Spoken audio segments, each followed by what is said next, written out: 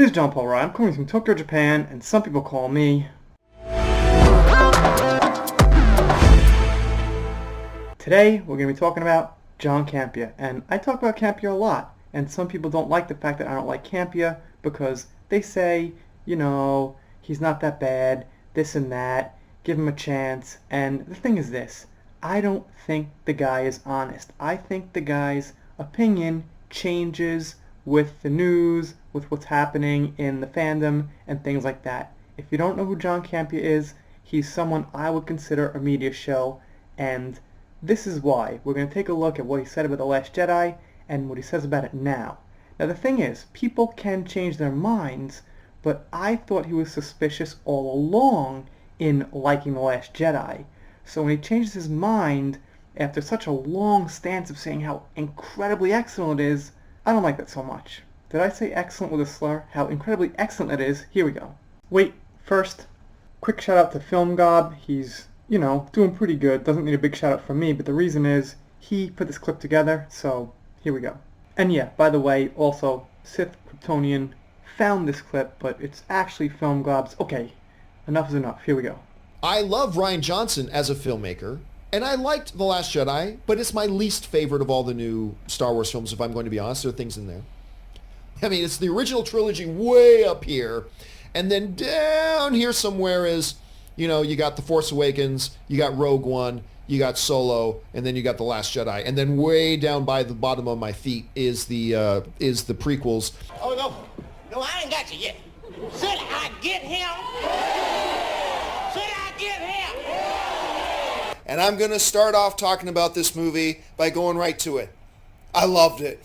I love this movie, man. I love this movie. Now, it is worthy of the Star Wars name. Look, I'm not just paying lip service. I know I just said this about Carrie, but it has to be said about Mark as well. This is the best performance as Luke Skywalker Mark Hamill's ever given us. Carrie Fisher, in my opinion, has never been better as Leia. She's never been better as Leia. Rose. I love this character. But the moment she shows up in the movie, you're just totally endeared with her. You just love her. Snoke has a prominent role in the film. He's everything you want in a Star Wars villain. This is truly a Star Wars film. I'm really happy to say it's truly a Star Wars film. But a whole hell of a lot of you guys are going to absolutely love this film. All right. You lie! You're a fucking liar! Shut up! Well, let me touch upon one thing John said. First of all, is that the prequels are way down at his feet.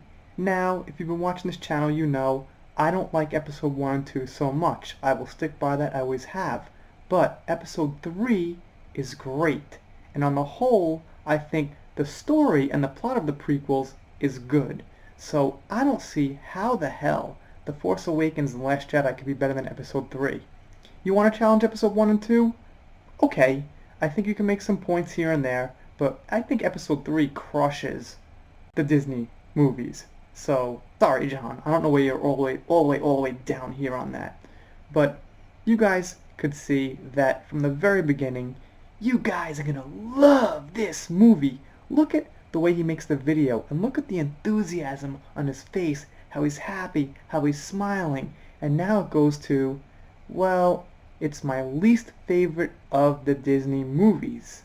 We're seeing some changes come through. Rose Tico. Really? You love Rose Tico? Well, if Rose Tico was that good, how did The Last Jedi get pushed down that far now? And by the way, Rose is going to have a pretty important or somewhat powerful role in Rise of Skywalker. I'm going to get into that soon, because we're on this now. But the point is, how many people liked Rose Tico after they saw The Last Jedi? Think about your friends. Think about even the people who liked The Last Jedi. Who liked Rose Tico? Even out of the people that liked The Last Jedi and defend it, usually give you that Canto Bight and Rose are not a good part of the movie. So it's very strange that John Campea loved Rose Tico.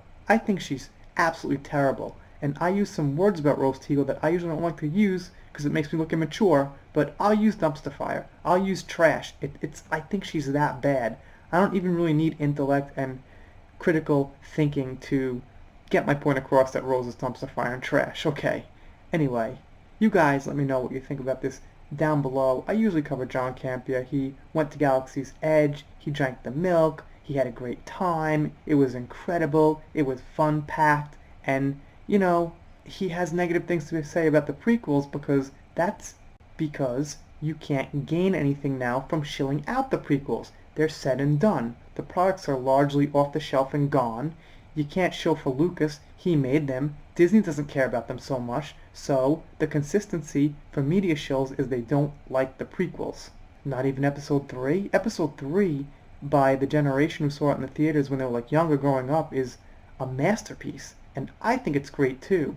So to just lump the prequels together as like one thing that's horrible is not a great idea, because I think Episode 3 really shines and stands apart from 1 and 2. Alright, going in circles a little bit, let's do a shout out for someone else who doesn't have 22,000 subscribers.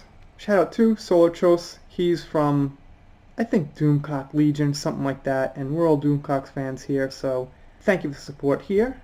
Click that subscribe button if you haven't, press it, smash it, whatever you gotta do, get subscribed, and I will see you next time.